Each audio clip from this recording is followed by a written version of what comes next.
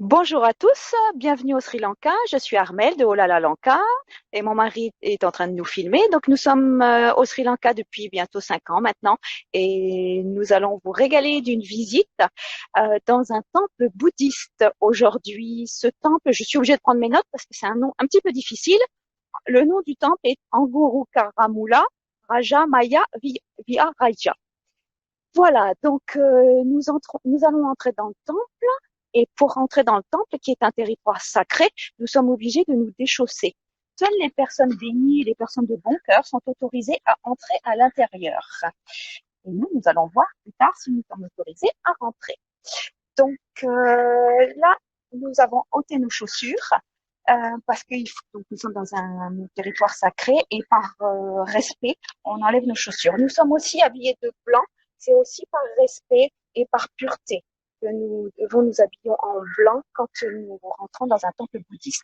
Ici, vous pouvez voir on appelle ça le botri, l'arbre beau. Alors, j'ai pas trouvé de traduction française pour ça, mais ils appellent ça botri, l'arbre beau, B-O. Il est particulier à tous les temples bouddhistes. Vous pourrez le voir dans tous les temples bouddhistes. Vous pouvez voir cette particularité de feuilles. Tous les temples bouddhistes ont cet arbre et il est sacré. Le plus vieil arbre bouddhiste vient d'Inde et nous en avons une branche à Anuradhapura qui est un peu plus loin dans les terres, qui est une ancienne capitale royale. Ça a été apporté par les Indiens, par les bouddhistes indiens, et nous en avons une branche ici au Sri Lanka. Donc voici nos collaborateurs. Bonjour. Bonjour.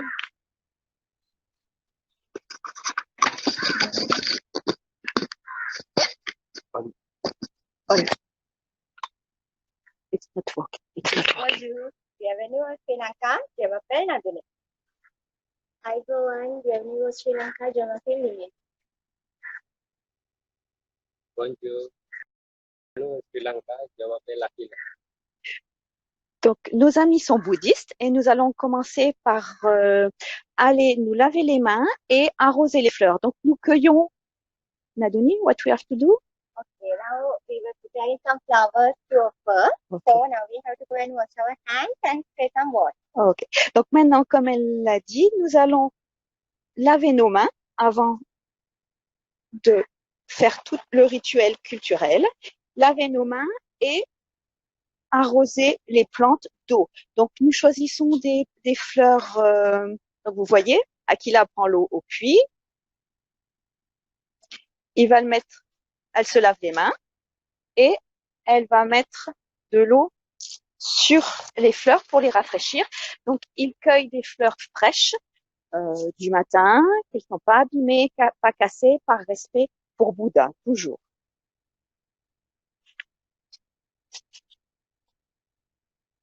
Donc maintenant, nous allons offrir les fleurs. Tout d'abord, à la stupa. La stupa, il y a toujours une stupa dans les temples. Donc cette stupa est particulière, elle ressemble pas aux autres. D'habitude, c'est comme une grosse cloche. Mais là, c'est Une question pour donc là, vous. Oui. Quel type de fleurs sont utilisées pour le rituel? Il n'y a pas de type de fleurs. Il faut qu'elles soient fraîches, de priori, principalement blanches si c'est possible, mais il faut qu'elles soient fraîches jusqu'au lit du matin ou 1 heure avant de faire l'offrande. Merci. De rien. Donc, nous allons vers la stupa. Comme je vous disais, cette stupa est très particulière. Elle a comme une maison et à l'intérieur, il y a la stupa. Donc, c'est une stupa dans une stupa. Vous pouvez voir, on a quand même le privilège de venir parce que nous sommes complètement en lockdown, c'est-à-dire sous couvre-feu total, et notre équipe, nos collaborateurs ont fait du bon travail pour pouvoir nous obtenir toutes ces autorisations pour pouvoir venir dans le temple, parce que le temple est fermé aussi à cause du corona. Donc ils ont fait tous un très bon travail puisqu'il a fallu rencontrer le ministère du tourisme, l'armée, la police, pour pouvoir vous offrir ces belles images aujourd'hui. Donc, nous voilà à l'intérieur de la stupa, où là, on offre les fleurs. Armel, Marc vous dit bravo pour ce direct. C'est fascinant cette visite en live depuis le site avec les personnes sur place, les rituels. Marc d'Irlande. Merci, merci Marc, merci à tous, merci à notre équipe, à nos collaborateurs aussi. Donc et au Direct Travel aussi merci beaucoup pour tout ce travail que vous faites pour nous. Donc voici la stupa. Donc à l'intérieur des stupas, il y a toujours une relique d'un moine. Alors relique, c'est-à-dire un bout une dent, un cheveu, un petit bout d'os. Donc tout a toujours dans toutes les reliques, dans toutes les stupas, il y a une relique comme ça. Donc, à Kandy, nous avons une dent de Bouddha dans le temple de la dent à Kandy. Mais ce n'est pas ici. Ici, nous sommes à Negombo. Donc, ici, nous vous faisons visiter l'intérieur de la stupa. Vous pouvez voir ici des moines qui préparent, des personnes qui préparent le repas pour les moines, parce que les moines ne touchent pas à la nourriture, ils ne préparent pas leur repas. Généralement, ils vont les chercher, les habitants amènent le repas aux moines au temple. Donc ici, quelqu'un qui travaille le fer. Donc les moines ne sont pas autorisés à cuisiner. Ils reçoivent leur repas des villageois. Et ici, vous pouvez voir une scène. Donc, c'est écrit qu'il y a une dame qui a amené la dent de Bouddha dans son chignon, ici, de l'Inde à ici, au Sri Lanka. Donc, vous pouvez voir cette dame. Elle a caché la dent de Bouddha dans son chignon. C'est l'anecdote. Donc, dame qui a offert la dent de Bouddha aux moines du Sri Lanka. Donc, je disais, les moines mangent avant midi parce que après, ils sont en méditation. Donc, je pense que nous allons pouvoir en rencontrer un tout à l'heure, j'espère. C'est prévu. Voilà. Donc, nous avons fait tout le tour de l'intérieur de la stupa et vous avez vu la stupa. Donc, les filles ont offert des fleurs par respect. Donc, ok. Donc maintenant, nous allons offrir des fleurs à la statue. Après la stupa, c'est l'offrande à la statue de Bouddha. Donc ce Bouddha-là mesure 6 mètres de haut. Il est en position assise, en position de méditation. Les Bouddhas ont plusieurs positions, donc debout. Donc quand ils sont debout et qu'ils marchent, ça veut dire que je reprends mes notes, excusez-moi. Donc c'est une autre définition. Donc vous avez des Bouddhas couchés, des Bouddhas assis et des Bouddhas marchants.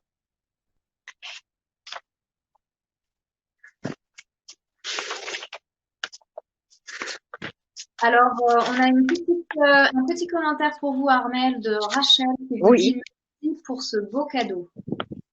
Ah, merci à vous. Donc, le Bouddha couché, c'est le Bouddha historique. C'est lors des derniers instants sur Terre avant d'atteindre le nirvana. Il est allongé sur le flanc droit.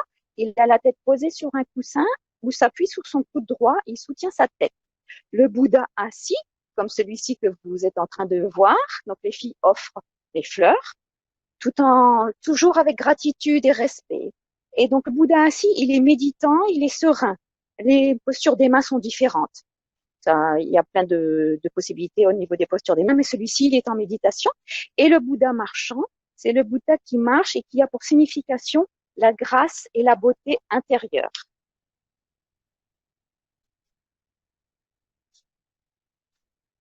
Voilà. Donc ce Bouddha-là est représenté avec des grandes oreilles. Après, il y a plusieurs représentations.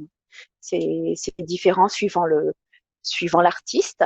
Il faut savoir que quand on construit une statue de Bouddha, donc maintenant nous continuons pour l'offrande des fleurs.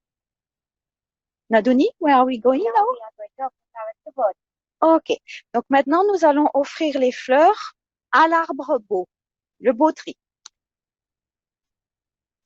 Donc les jours de pleine lune, les jours de Poyadé, tous les bouddhistes viennent se recueillir et viennent faire ce rituel. Ils appellent ça une puja. Et après, si jamais ils étaient malades ou des choses comme ça, ils font des pujas particulières aussi, où ils viennent faire des offrandes et prier pour demander la guérison rapide, etc. Donc nous voici devant une autre statue de Bouddha. Donc vous voyez, celui-ci est différent. Donc je voulais vous dire aussi à propos des artistes, donc quand on construit une statue de Bouddha, généralement elle est couverte au public, c'est-à-dire qu'elle est cachée par des tissus, on ne la voit pas. Et donc elle sera dévoilée qu'à la fin au public, et que l'artiste qui peut les voir. Et quand l'artiste est prêt pour dessiner les yeux, alors il ne regarde jamais la statue dans les yeux. Il le fait avec un miroir. Donc il met deux petits points au niveau des yeux où il doit mettre les yeux et il le fait grâce à un miroir. Et une fois qu'il a mis ces petits points, il peut après dessiner les yeux. Et seulement après, quand toute la statue est finie, on découvre la statue au public. Donc voilà, toujours avec respect et gratitude. Et on présente ça joliment. On présente les fleurs. Nadoni, what we doing? Our flowers, if we found some died or broken flowers, we are not going to offer it. Yeah. Okay. Donc, comme dit Nadouni, quand il y a des fleurs fanées ou cassées, on ne les offre pas à Bouddha, à la stupa. Non, il les garde ou il les jette. Mais tout ce qu'on offre à Bouddha ou à la stupa doit être frais et agréable. Nadouni, what are we doing now? Normally to the birthday, we are putting some water. For that, we are going 7 rounds. And if not, we take one pot and we go 1 round 7 times each. So now I'm going to do that.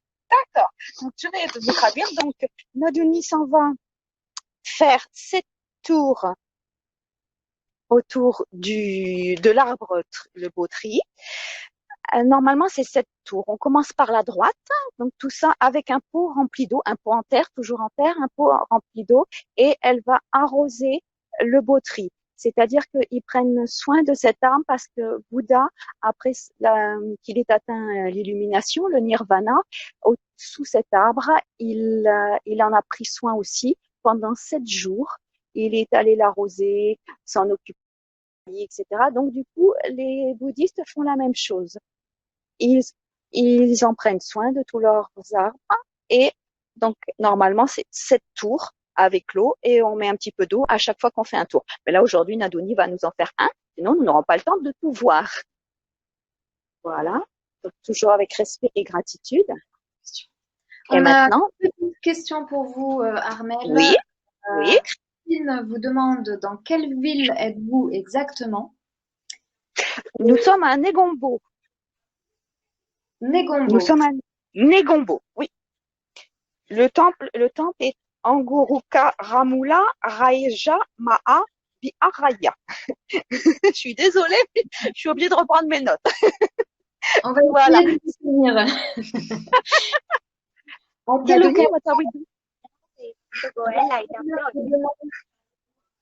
Pardon, est-ce que vous pouvez répéter la question? Rachel vous demande à quelle occasion les locaux effectuent ce type de rituel. Alors, ils peuvent venir tous les jours prier ou, comme je vous l'ai dit, le jour de la pleine lune, le Poya, le jour de Poya, on appelle ça Poya, le jour de la pleine lune, ils viennent faire ce rituel. Mais sinon, ils peuvent venir le faire tous les jours ou s'ils sont malades ou quelqu'un qui va décéder, etc. Ils viennent prier et faire tous ces rituels. Maintenant, nous allons allumer les lampes à huile. L'huile, c'est l'huile de coco. Et donc, le but de ces lampes, le fait qu'on allume ces huiles, ces lampes à huile, c'est-à-dire qu'ils pensent qu'il y a 3 barrières qui les empêchent de voir la vérité du monde. Donc, l'avidité, l'agressivité et ne pas se rendre compte du bonheur présent et que le bonheur est temporaire. Donc, ils allument ces lampes pour supprimer les mauvais esprits, les mauvaises idées qu'ils peuvent avoir dans leur tête donc pour pas être agressif, mais pour pas être avide et puis pour se rendre compte que le bonheur est temporaire. Donc les voilà, Naduni, Nimesha, Akila, qui sont bouddhistes, nous allument les petites lampes.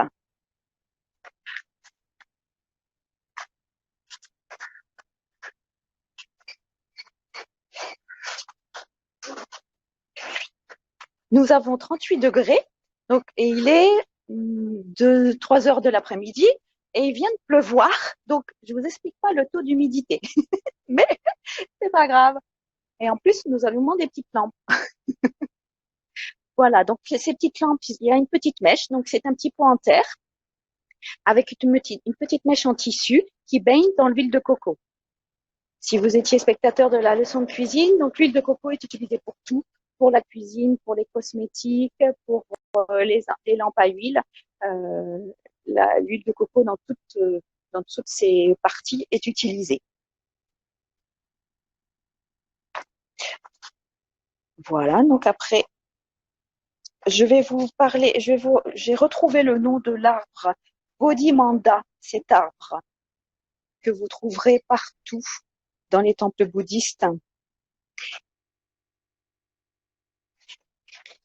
Et comme je vous disais tout à l'heure, nous avons le plus vieil arbre au monde, donc il s'appelle le Sri Maha Bodhi, qui est une partie de l'arbre de l'Inde, qui est chez nous à Anuradhapura, une ancienne capitale royale du Sri Lanka. Et donc, il y a une petite anecdote par rapport à cet arbre. Certaines personnes disent que les feuilles de cet arbre donnent un avertissement quand une catastrophe se produit dans le pays. Selon elles, les feuilles prennent une ombre ou changent de couleur quand il y a quelque chose qui ne va pas dans le pays. C'est aussi l'un des principaux lieux de culte du peuple bouddhiste. Tout à fait. Donc, nous allons maintenant allumer les encens. Alors, pourquoi les encens? L'odeur des encens représente la façon dont le Seigneur Bouddha enlève les mauvaises actions et les mauvaises pensées de l'esprit. Donc, en les allumant, ils espèrent qu'ils seront également capables de supprimer toutes les mauvaises pensées de leur esprit et qu'ils comprendront mieux le bouddhisme.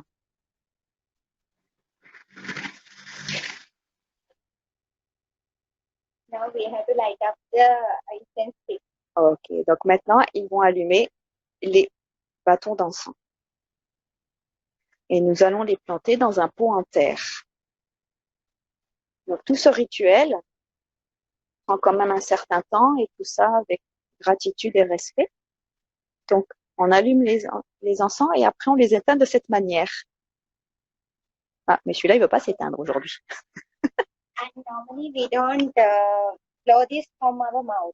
We just try to blow this by doing like this or by the hand. D'accord. Donc Naduni me dit que normalement ils essayent de ne pas les éteindre en soufflant dessus. Ils doivent les éteindre comme ça. Il ne faut pas souffler dessus pour les éteindre. Catherine, en chat en ce moment sur le salon vous dit magnifique, quelle chance de suivre ce rituel, c'est vraiment très intéressant. Oui, c'est vrai que nous avons le privilège de pouvoir vous l'offrir grâce à toute notre équipe, tous nos collaborateurs, et parce que normalement, comme je vous l'ai dit tout à l'heure, le temple est fermé. Donc, on a pu avoir l'autorisation du grand moine qui nous a autorisé à venir. Donc voilà, Akila va planter les bâtonnets d'encens. Donc après, ils peuvent être répartis un petit peu partout dans le temple, mais bon là, aujourd'hui, on va les mettre là. Oh, et il commence à pleuvoir.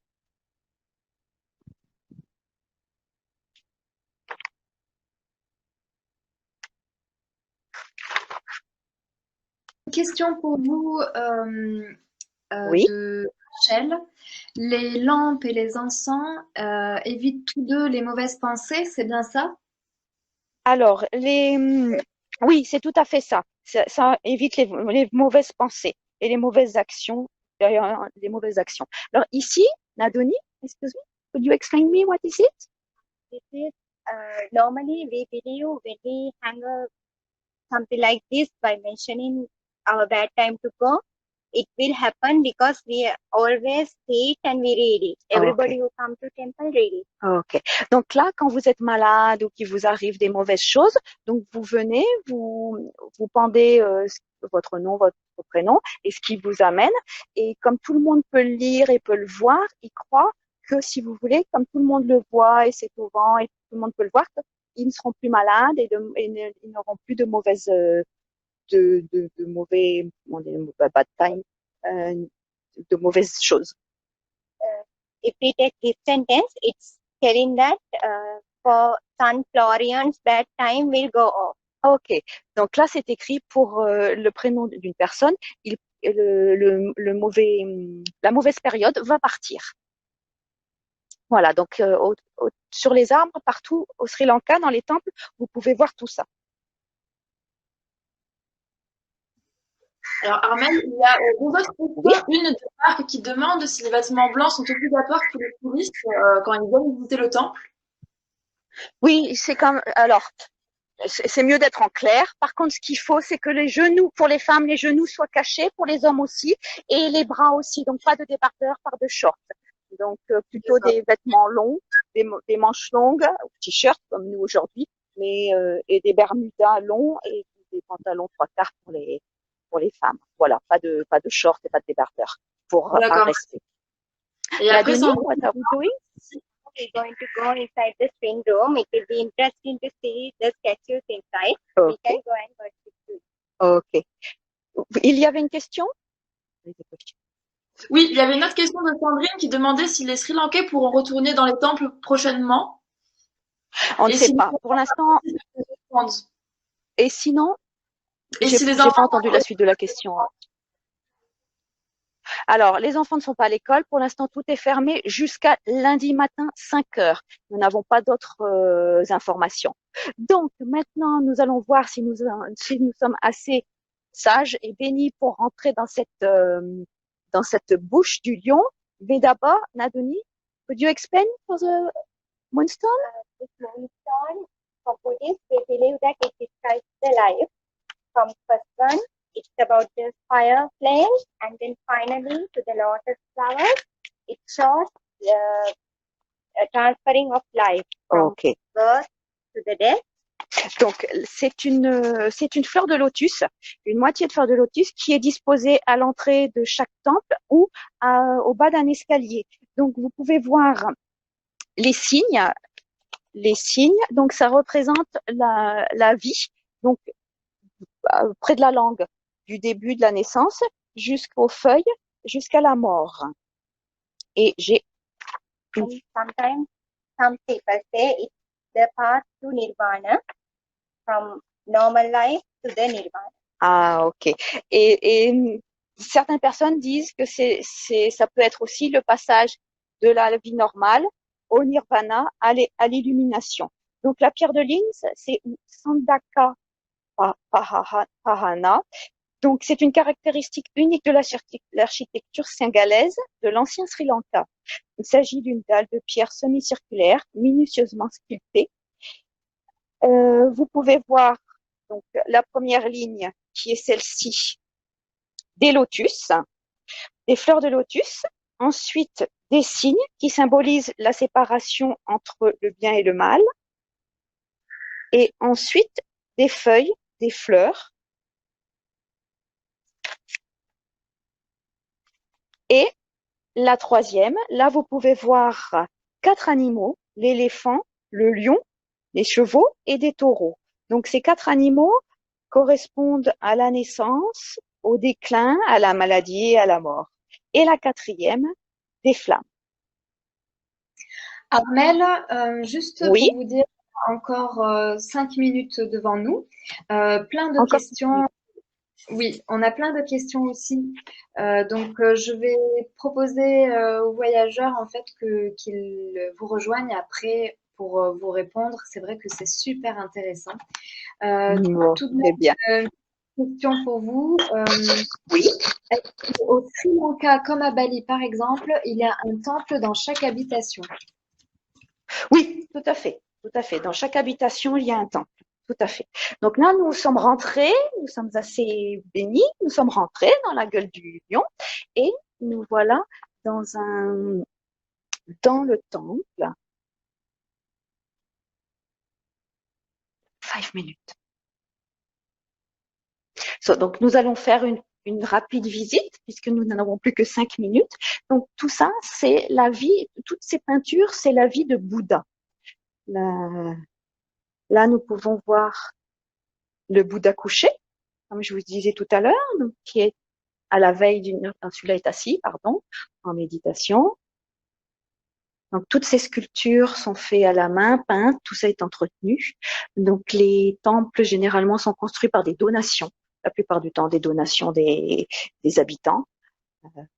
Voilà le Bouddha couché sur un petit coussin, juste avant d'atteindre l'illumination, donc le nirvana. C'est très coloré comme vous pouvez voir.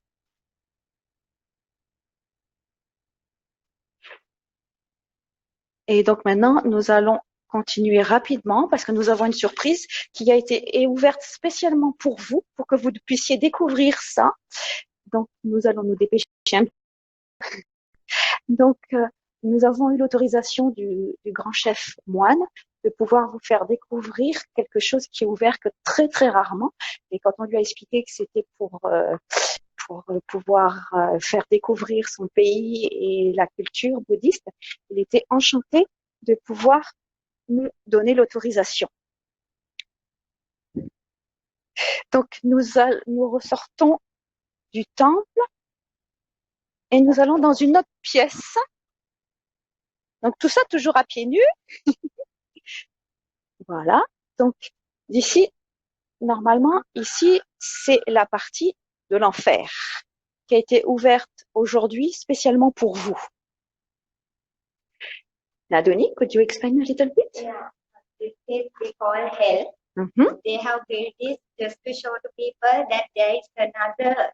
Normally, we believe that we have a punishment for every fault we do. Ok. Donc, ça a été construit pour rappeler à la population, aux bouddhistes, qu'ils peuvent avoir des punissements. Donc, s'ils ne font pas les choses bien, s'ils tuent des animaux, s'ils volent, s'ils tuent d'autres êtres humains. Donc, voilà les punissements qu'ils peuvent obtenir dans leur vie ou dans la vie d'après. On the top, they have mentioned the wrong thing that we do. For example, if we take this one, oui. If we do some cheating, okay. If we stole somebody's thing, we will get a punishment like this. D'accord. Donc pour celui-là, si nous volons quelqu'un, nous risquons d'avoir cette punition. Voilà, en cas de vol, si nous volons quelqu'un. Voilà. Donc comme je vous dis, ça a été ouvert spécifiquement pour nous, pour Direct Travel, pour vous faire découvrir ce côté obscur. Voilà, donc là c'est vrai que c'est pas très agréable, hein, c'est noir, il y a des gens qui se font tuer, couper.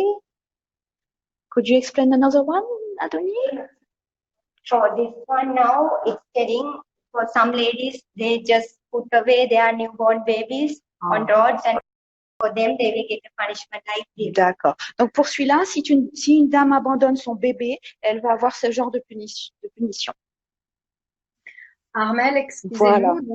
Oui. On va bien pouvoir rendre l'antenne pour la prochaine conférence. Bien sûr. Et peut-être revoir où vous êtes exactement, nous redire 2-3 petits mots pour la fin. Merci. D'accord. Merci à tous. Donc nous allons ressortir. Merci beaucoup Armelle. Donc je rappelle que vous êtes à Negombo, Sri Lanka, et que nous venons de faire une visite complète d'un temple bouddhiste avec les rituels. Merci beaucoup. Merci à vous.